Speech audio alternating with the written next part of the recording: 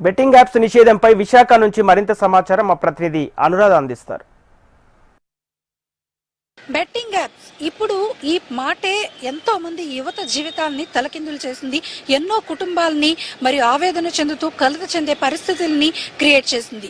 ఈ betting apps కి అలవాటు పడి ఎంతో మంది యువత వారి జీవితాలని నాశనం చేసుకుంటున్న నేపథ్యంలో ప్రభుత్వం దీన్ని ఒక ప్రతిష్టాత్మకంగా తీసుకొని ఈ రోజు బిల్ పాస్ చేయడం జరిగింది పార్లమెంట్ లో.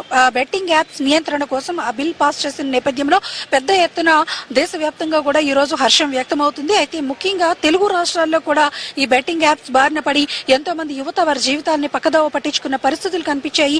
దీని మీద విశాఖపట్నంలో కొంతమంది యాక్టివిస్టులు ఉద్యమించారు. ఖచ్చితంగా బెట్టింగ్ యాప్స్ నియంత్రణ జరగాలి, యువత పెద్ద ఎత్తున పెడదోవ పడుతున్న ఈ యాప్స్ అనేవి పూర్తిగా నియంత్రించాలి, ప్రభుత్వం దాని మీద చర్యలు తీసుకోవాలని వారంతా కూడా నినాదించారు. అయితే బాధిత కుటుంబాలు కూడా ఎప్పటి నుంచో కూడా ఆ డిమాండ్ని వినిపిస్తారు.